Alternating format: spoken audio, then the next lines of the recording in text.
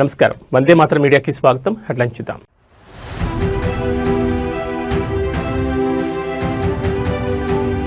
ఇలాంటి నగరం మరొకటి లేదు. విశాఖపై ప్రశంసలు కురిపించిన చంద్రబాబు.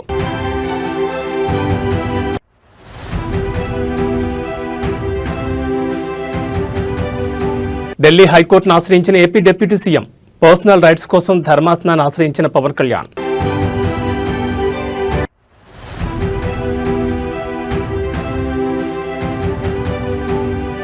అల్లూరు జిల్లాలో యాత్రికుల బస్సు బోల్తా, 9 మంది యాత్రికులు దుర్మరణం.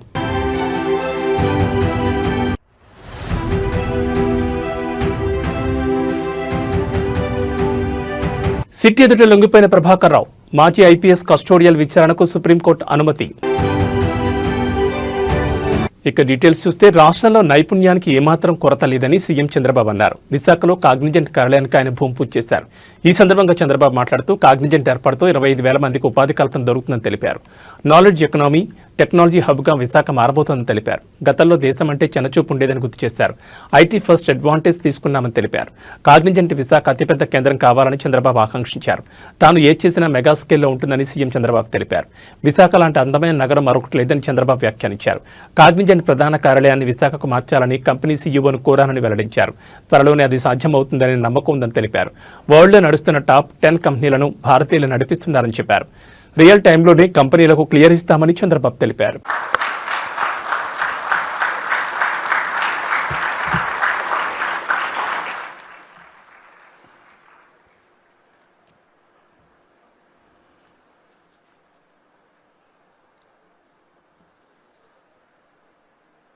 అందరికీ నమస్కారాలు.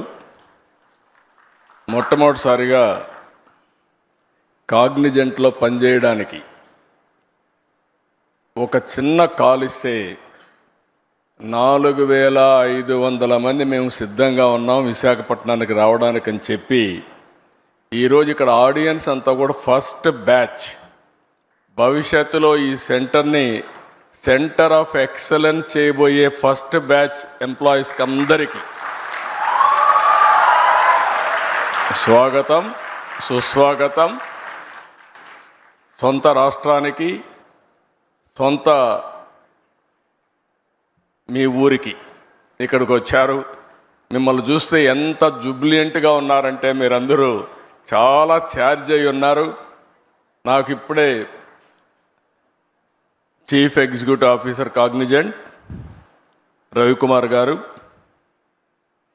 President operations, chairman managing director Cognizant of India Rajesh Warrier garu, president Americas Cognizant Surya Gummadi garu, honourable minister Nara Lokesh garu, honourable minister Bala Veeranjaneya Swamy garu, member of parliament Muthukumelli Sri Bharat garu, honourable MLA Ganta Srinivasarao గారు, ఏపీఐఏసీ చైర్మన్ మంతెన రామరాజు గారు, secretary IT and also electronics and communications Bhaskar గారు, కలెక్టర్ హరేంద్ర హిరా ప్రసాద్ గారు, ఈ కార్యక్రమానికి వచ్చిన పెద్దలందరికీ నమస్కారాలు. ఇప్పుడే నేను రవికుమార్ గారితో మాట్లాడుతున్నా. ఆయనే చెప్పాడు, ఆయన తల్లి మదర్ వచ్చి Srikakulam, grand mother Srikakulam, mother grand mother ఇక్కడే ఉంటారు, బ్రదర్ కూడా ఇక్కడే పనిచేస్తున్నాడు. ఇప్పుడు రాబోయే రోజుల్లో ఈ కంపెనీ హిస్టరీ కూడా చూస్తే చాలా ఫాస్ట్ గ్రోయింగ్ కంపెనీ. ఈరోజు మనం చూసి 94లో ఈ కంపెనీ ఇన్హౌస్ టెక్నాలజీ, ఆ రోజు ది డన్ బ్రాడ్ స్ట్రీట్ కార్పొరేషన్కి ఇన్హౌస్ కంపెనీ. అక్కడి నుంచి 98లో దీన్ని సెపరేట్ చేసి 96లో సెపరేట్ చేసి 98లో ఫస్ట్ టైం పబ్లిక్ ఇష్యూకి వెళ్ళారు. ఎంత ఫాస్ట్గా గ్రో అయ్యారంటే ఈరోజు ప్రపంచం అంతా వెళ్ళారు. ఇండియాలో అయితే సంగారెడ్డి జిల్లా సదాశివపేట కంకోల్లోని ఓక్సెస్ యూనివర్సిటీ సందర్శన సందర్భంగా అక్కడ విద్యార్థులతో కలిసి Telangana CM Revanth Reddy football practice చేశారు. ఫుట్బాల్ తనకిష్టమైన ఆటని, టీమ్ స్పిరిట్ ప్రదర్శించాల్సిన క్రీడని తెలిపారు. తెలంగాణ టీంకు లీడర్గా 4 కోట్ల ప్రజలను గెలిపించాలన్న తపన నిత్యం తనలో ఉంటుందని ఎక్స్ వేదికగా రేవంత్ ట్వీట్ చేశారు.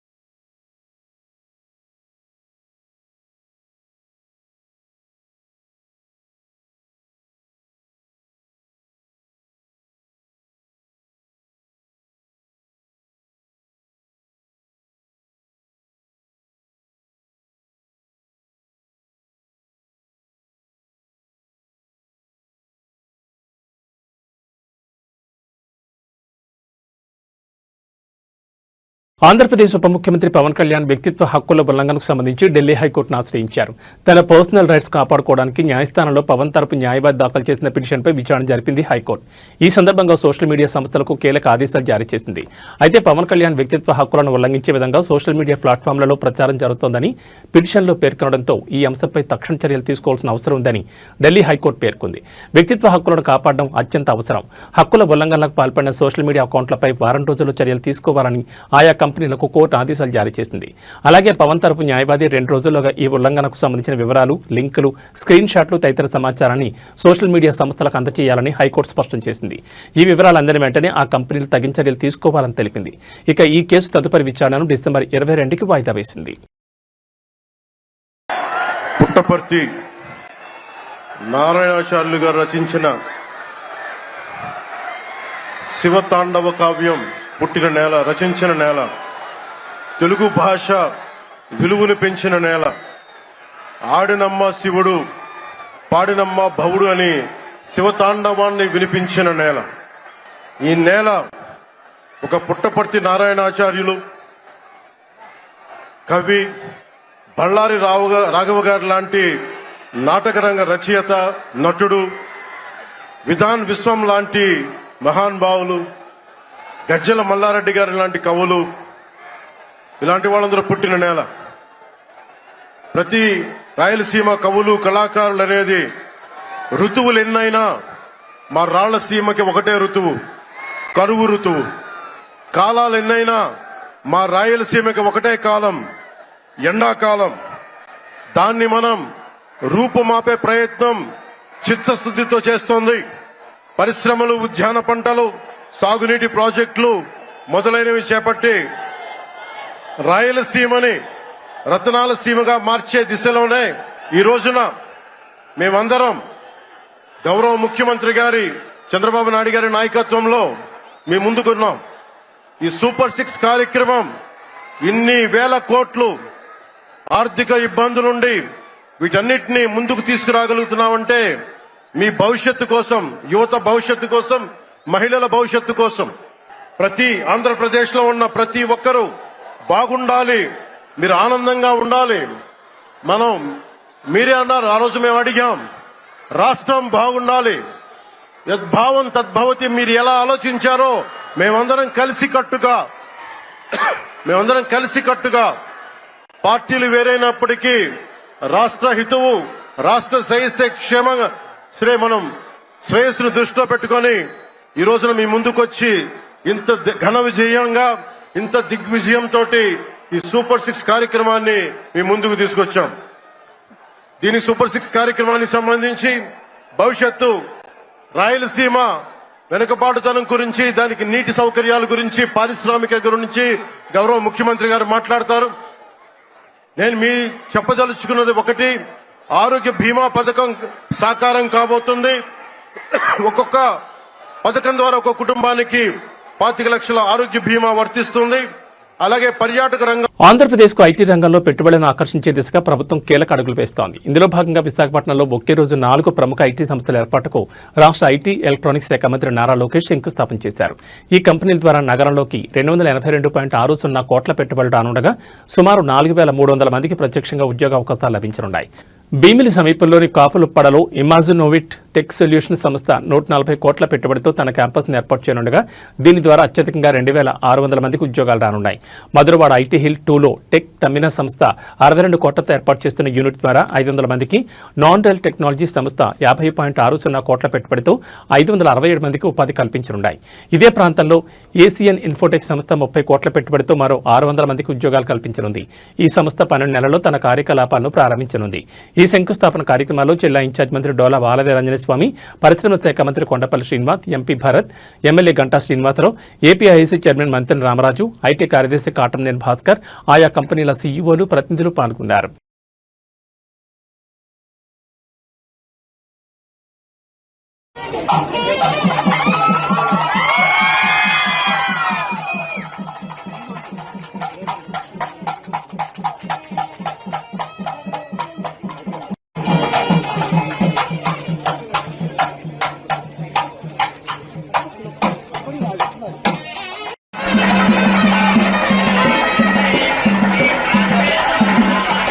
అల్లూరు సీతారామరాజు జిల్లా చింతూరు మారేడుమల్లి ఘాట్ రోడ్లో తులసిపాకాలు రాజుగారి మెట్ట సమీపంలో ఈరోజు తెల్లవారుజామున ఘోర రోడ్డు ప్రమాదం జరిగింది.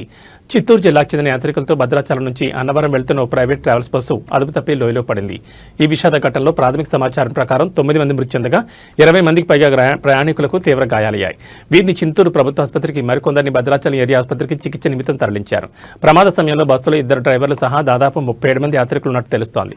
దట్టమైన పొగమంచు వలన తక్కువ దృశ్యమానత కారణంగా డ్రైవర్ నియంత్రణ కోల్పోవడం వల్ల ప్రమాదం జరిగి ఉండొచ్చని పోలీసులు అనుమానిస్తున్నారు. సహాయక చర్యలు కొనసాగుతున్నాయి. ఉన్నతాధికారులు, పోలీసులు ఘటనా స్థలాన్ని చేరుకుని సహాయక చర్యలను పర్యవేక్షిస్తున్నారు. ఈ ప్రమాదంపై ఏపీ ముఖ్యమంత్రి చంద్రబాబు, ఉప ముఖ్యమంత్రి పవన్ కళ్యాణ్, మంత్రులు నారా లోకేష్, వంగల్పూడి అనిత తదితరులు తీవ్ర దిగ్భ్రాంతిని వ్యక్తం చేశారు. బాధిత కుటుంబాలను అన్ని విధాలా ఆదుకుంటామని సీఎం హామీ ఇచ్చారు.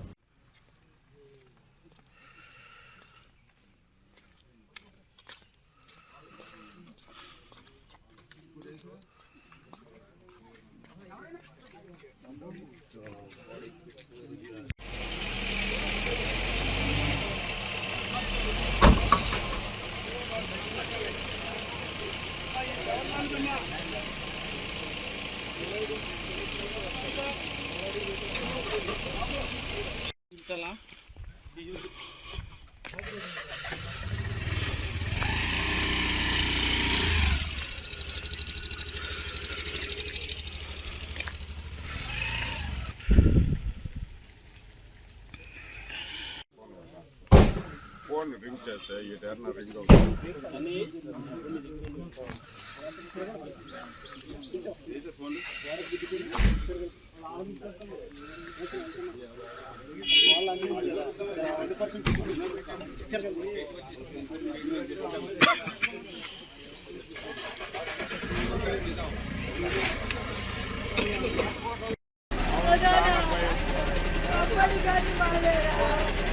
భయపడిపోతాడే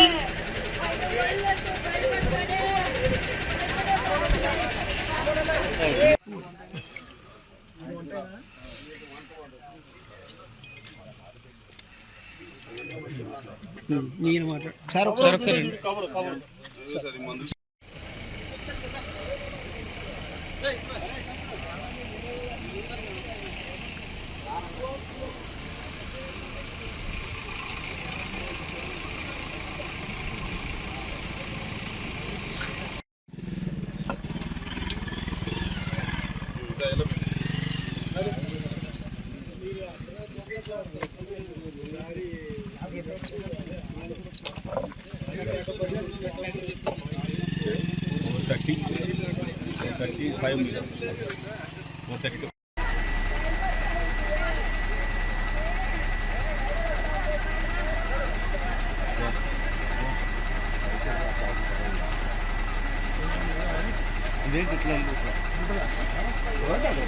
వెనక్కి వచ్చింది వెండి.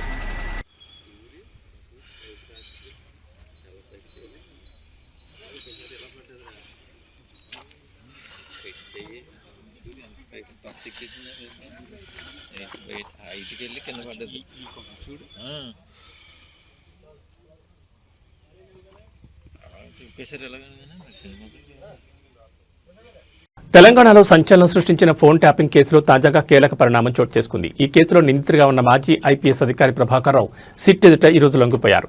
ఉదయం జూబ్లీహిల్స్ పోలీస్ స్టేషన్కి వెళ్లిన ప్రభాకర్ రావు సిట్ అధికారుల ముందు హాజరయ్యారు. నిన్న సుప్రీంకోర్టులో ఫోన్ ట్యాపింగ్ కేసు విచారణకు వచ్చింది. ఈ సందర్భంగా సిట్ న్యాయవాది వాదనలు వినిపిస్తూ ప్రభాకర్ రావు విచారణకు సహకరించడం లేదని, మొబైల్, ల్యాప్టాప్ తదితర ఎలక్ట్రానిక్ పరికరాలను మెమరీ మొత్తం డిలీట్ చేసి అప్పగించారని పేర్కొన్నారు. ఆయన నుంచి సమాచారం రాబట్టేందుకు ప్రభాకర్ రావును కస్టోడియల్ విచారణకు అప్పగించాలని కోరారు. దీనికి సానుకూలంగా స్పందించిన అత్యున్నత న్యాయస్థానం వారం రోజుల కస్టోడియల్ విచారణకు అనుమతించింది. ఆ తర్వాత వచ్చే రిపోర్టుపై మళ్లీ విచారణ చేస్తామని పేర్కొంది. ఈ సందర్భంగా ప్రభాకర్ రావుకు భౌతికంగా ఎలాంటి హాని జరగకుండా చూడాలని, చట్ట ప్రకారం దర్యాప్తు చేయాలని అధికారులకు సూచించింది.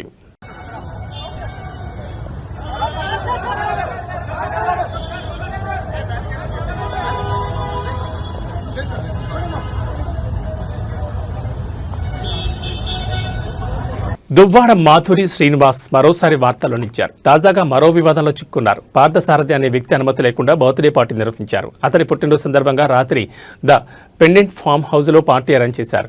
ఈ పార్టీ సందర్భంగా దువ్వాడ శ్రీనివాస్ మాధురులను పార్థసారథి ఆహ్వానించారు. మొయినాబాద్లోని ద పెండెంట్ ఫామ్ హౌస్లో బర్త్డే పార్టీ జరుగుతుండగా అర్ధరాత్రి రాజేంద్రనగర్ ఎస్ఓటీ పోలీసులు దాడులు నిర్వహించారు. బర్త్డే పార్టీలో 10 మద్యం బాటిళ్లు, 5 హుక్కా పాయింట్స్ స్వాధీనం చేసుకున్నారు. రియాద్ అనే వ్యక్తి హుక్కా సప్లై చేశాడు. అనుమతి లేని లిక్కర్ బర్త్డే పార్టీలో పాల్గొన్న దువ్వాడ శ్రీనివాస్ భార్య మాధురిని పోలీసులు అదుపులోకి తీసుకున్నారు. ఎక్సైజ్ నుంచి ఎలాంటి అనుమతి లేకుండా లిక్కర్ పార్టీ నిర్వహించిన పార్థసారథిని సైతం ప్రశ్నిస్తున్నారు. దువ్వాడ శ్రీనివాస్ మాధురి పార్థసారథులను విచారించి నోటీసులు ఇచ్చి పంపించారు మొయినాబాద్ పోలీసులు.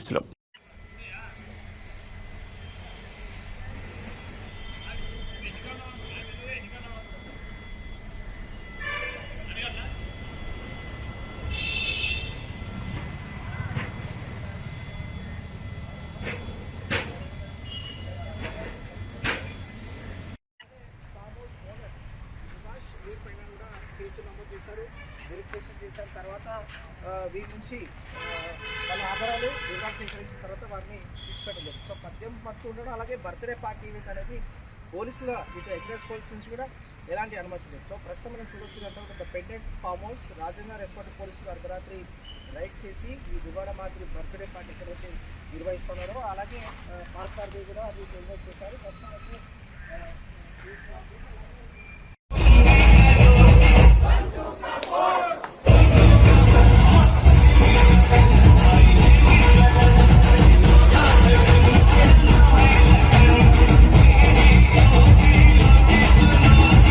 నాకు కూడా టైం వస్తుంది, నేను కూడా ఏదో ఒక రోజు సీఎం అవుతానని తెలంగాణ జాగృతి అధ్యక్షురాలు కవిత అన్నారు. తాజాగా ఏర్పాటు చేసిన మీడియా సమావేశంలో మాట్లాడారు. తాను సీఎం అయితే 2014 నుంచి జరిగిన అన్ని విషయాలపై విచారణ చేయిస్తానని తెలిపారు. తనపై ఆరోపణలు చేసిన వారికి లీగల్ నోటీసులు పంపుతానని హెచ్చరించారు. బీఆర్ఎస్ నేతల అవినీతిపై ఇంకా చిట్టా విప్పలేదు, ఇది కేవలం టాస్ మాత్రమే అన్నారు. దీనికే ఉలిక్కిపడితే ఎలా, త్వరలోనే మీ అవినీతి అక్రమాలపై టెస్ట్ మ్యాచ్ ఉండబోతుందన్నారు. బీఆర్ఎస్ నేతల అవినీతిని తనపై రుద్దే ప్రయత్నం చేయొద్దని, తప్పుడు ఆరోపణలు చేస్తే ఒక్కొక్కరు తోలు తీస్తానన్నారు. హిల్ట్ పాలసీకి కిటికీలు తెరిచింది బీఆర్ఎస్ ప్రభుత్వమే అని, గతంలో బీఆర్ఎస్ బాటలు వేస్తే ప్రస్తుతం కాంగ్రెస్ రహదారులు వేస్తోందని కవిత ఆరోపించారు. కేటీఆర్ హయాంలో అనేక చెరువులు ప్రైవేట్ బిల్డర్లకు డెవలప్మెంట్ కోసం ఇచ్చారు. అందులో ఉస్మాన్ కుంట చెరువును ప్రణీత్ బిల్డర్స్కి ఇచ్చారు. ఇందులో మాధవరం కృష్ణారావు కొడుకు డైరెక్టర్గా ఉన్నారన్నారు. Sir let time decide. ఎప్పుడన్నా ఎవరైనా ఎంక్వైరీ చేస్తే డిసైడ్ అయితే చూద్దాం. ఏమీ కాకపోతే నాకెప్పుడో ఒకసారి టైం వస్తుంది. దేవుడు దయ ఉంటే నేను ముఖ్యమంత్రి అయితే కదా ఒకనాడు. ఆనాడు మాత్రం 2014 నుండి 2014 తెలంగాణ వచ్చినప్పటి నుండి ఇప్పటి వరకు అన్ని అన్యాయాల మీద నేను మాత్రం ఆరాధిస్తాను. 10 ఏళ్లలో ఎన్నడూ ఎవరు గవర్నమెంట్లో నా భర్త పేరు వినలేదు. ఇవాళ మీరు ఆయన మీద అలిగేషన్ చేస్తున్నారు. ఆయన ఫోన్ ట్యాప్ చేస్తారు, సిగ్గుండాలి, ఇంటర్లో ఫోన్ ట్యాప్ చేస్తారు, ఇటువంటి వెధవ ప్రచారాలు చేస్తారు. ఇంకా కళ్ళు చల్లబడతలేవో మీకు? పార్టీలకి నిలగొట్టారు కదరా బయటికి, ఇంకేంది?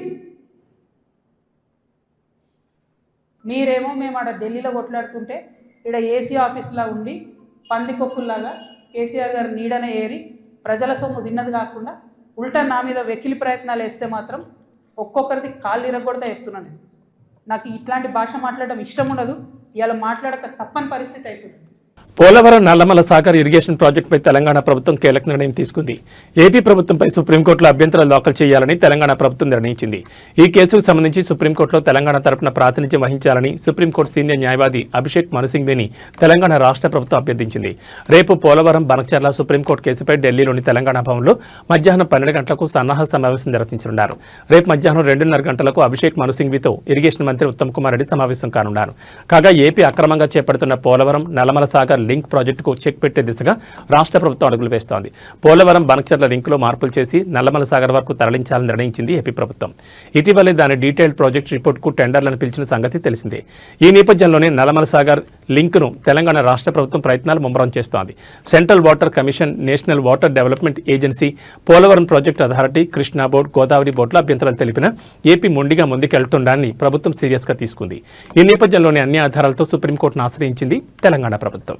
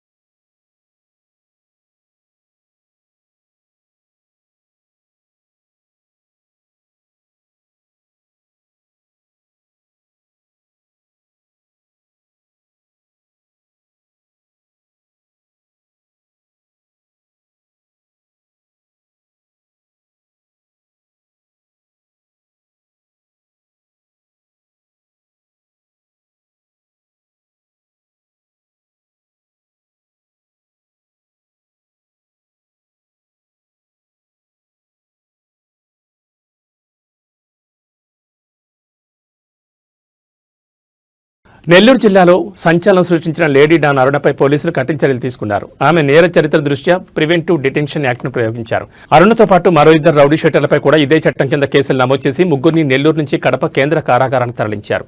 కోవూరు మండలం పెద్ద పడుగుపాడు గ్రామానికి చెందిన అరుణ గత ప్రభుత్వ హయాంలో అనేక నేరాలకు పాల్పడినట్లు పోలీసు రికార్డులు స్పష్టం చేస్తున్నాయి. ఆమెపై కోవూరు, నవాబ్పేట, వేదాయపాలెం పోలీస్ స్టేషన్లో పలు కేసులు నమోదయ్యాయి. ఉద్యోగాలు ఇప్పిస్తామంటూ విజయవాడలో మోసాలు పాల్పడిన కేసు కూడా ఆమెపై ఉంది. రౌడీ షీటర్ శ్రీకాంత్ పెరోల్ వ్యవహారంలో పలు కథనాలు ప్రచురితం కావడంతో అరుణ నేర సామ్రాజ్యం వెలుగులోకి వచ్చిన సంగతి తెలిసిందే. దీంతో కోవూరు పోలీసులు ఆమెపై రౌడీ షీట్ కూడా తెరిచారు. అరుణ నేర కార్యకలాపాలను అరికట్టేందుకు ఆమెపై పీడీ యాక్ట్ నమోదు చేయాలని జిల్లా ఎస్పీ అజిత విజెండ్ల కలెక్టర్ హిమాంశు శుక్లాకు ప్రతిపాదనలు పంపారు. కలెక్టర్ నుంచి ఆమోదం లభించడంతో కోవూరు పోలీసులు అరుణపై పీడీ యాక్ట్ నమోదు చేశారు. ప్రస్తుతం నెల్లూరు జిల్లాలో ఉన్న ఆమెను కడప సెంట్రల్ జైలుకు తరలించారు. అరుణతో పాటు నెల్లూరు నగరానికి చెందిన మరో 2 రౌడీ షీటర్లు ఎస్ జయప్రకాష్, షేక్ షాహల్, హమీద్లపైన పోలీసులు పీడీ యాక్ట్ ప్రయోగించారు. వారిని కూడా నెల్లూరు నుంచి కడప కేంద్ర కారాగారానికి తరలించారు.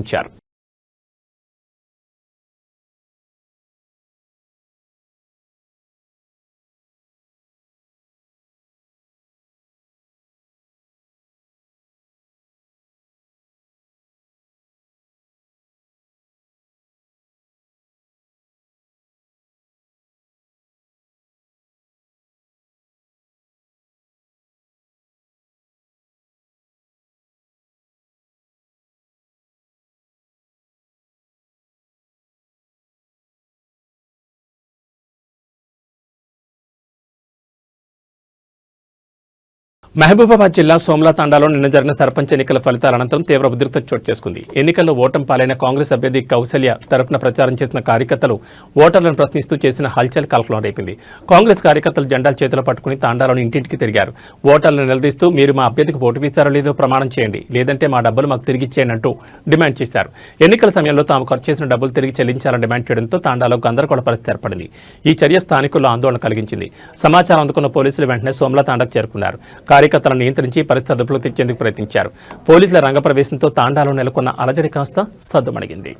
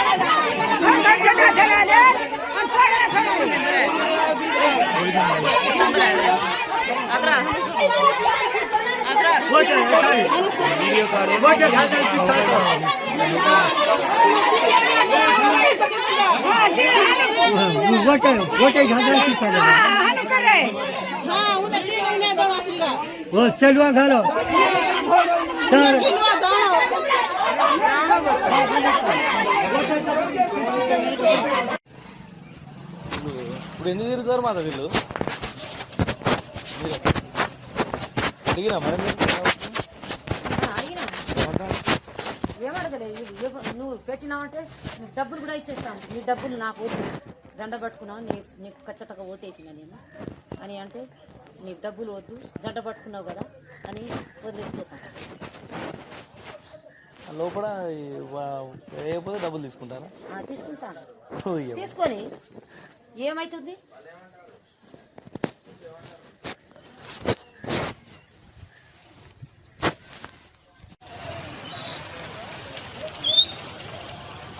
కొట్టు సామి మళ్ళీ పోతే దొరకదు.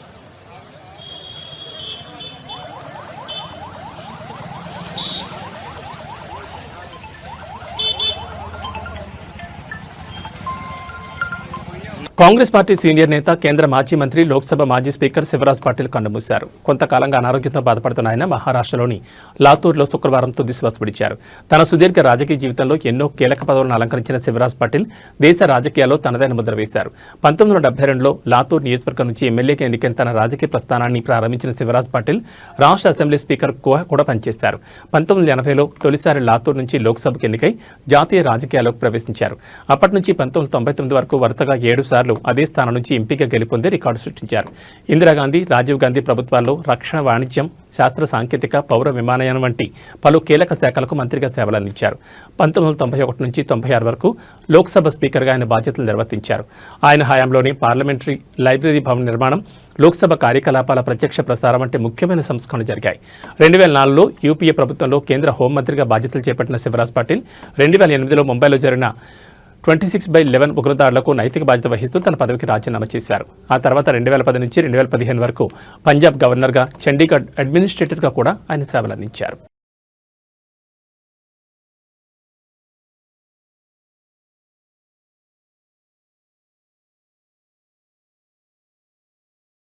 ఇవి ఈ బులెటిన్ విశేషాలు. మరో బులెటిన్లో మళ్ళీ కలుసుకుందాం. నమస్కారం.